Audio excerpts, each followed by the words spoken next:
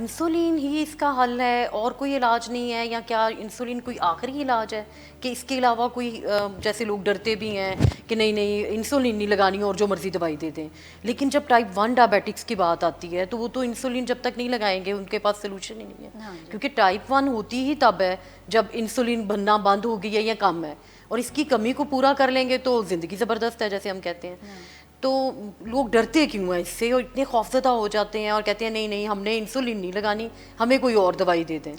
اصل میں آمنہ ہماری سوسائٹی میں یہ ایک سٹگما سمجھا جاتا ہے کہ یہ ٹیکہ لگا رہا ہے اپنے آپ کو، مطلب پیشنٹ جو ہے نا وہ اس سٹیج پر آ گیا ہے کہ اب آخری اس کو علاج ہے، ٹیکہ، اب بچنا نہیں ہے اس سے،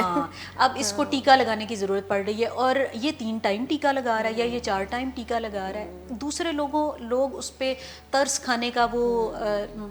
جذبات رکھنا شروع ہو جاتے ہیں، اس کی وجہ سے بندے کو کمپلیکسز ڈیولپ ہونا شروع ہو جاتے ہیں پیشنٹ کو۔ تو اس میں تو پیشنٹ کی کاؤنسلنگ، ایجوکیشن، جو میں ہر پروگرام میں بات کرتی ہوں کہ ایجوکیشن کی ضرورت ہے،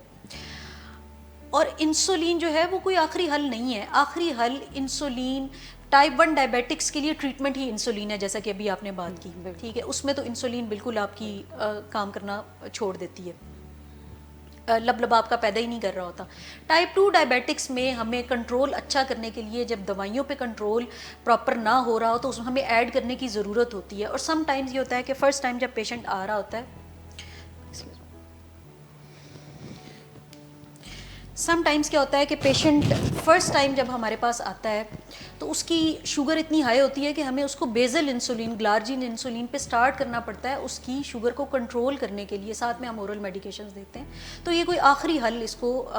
کنسیڈر نہیں کرنا چاہیے، یہ ہم ڈاکٹرز کو بھی، اور جو دوسرا ہمارا جو ڈائبٹیز کا سیشن ہوتا ہے سنڈے کو، ہم اس میں بھی یہ بار بار یہ بات بتاتے ہیں کہ انسولین ایک پارٹ آف یور ٹریٹمنٹ ہے، آپ کے علاج کا حصہ ہے، یہ آپ کی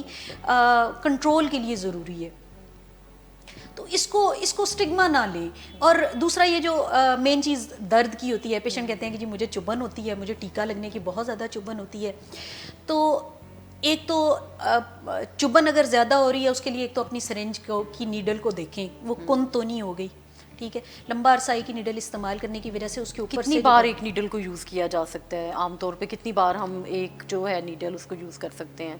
1 بار 2 بار؟ کچھ وہ ہوتا ہے نا، کچھ لوگ چلتے رہتے ہیں کہ نیڈل کے ساتھ یوز کرتے ہیں، تو وہ صحیح کہہ رہی ہیں آپ، اس سے شاید مسئلہ ہوتا ہے۔ اس کا یہ ہے کہ آپ ایک نیڈل کو بار بار یوز کر سکتے ہیں تب تک جب تک وہ کند نہ ہو جائے۔ آپ اس کا اگر آپ کو پین کرنے لگی، اس کا طریقہ یہ ہے کہ آپ جب بھی استعمال کریں آپ اس کو کیپ اچھے طریقے سے لگا کے اس کو فریج میں رکھیں،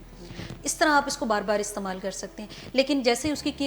کند ہونا شروع ہو جائے تو پھر آپ اس کو استعمال نہ کریں، تو وہ پین زیادہ ہوگی، دوسرا وہ آپ کے لیے سوٹیبل نہیں ہے، اور دوسرا یہ کہ کسی کے ساتھ آپ نے وہ نیڈل شیئر نہیں کرنی، اس کو فریج میں رکھیں، اس طرح رکھیں کہ کوئی اور کسی کو مسٹیکنلی کوئی آپ کی نیڈل استعمال نہ کر لے،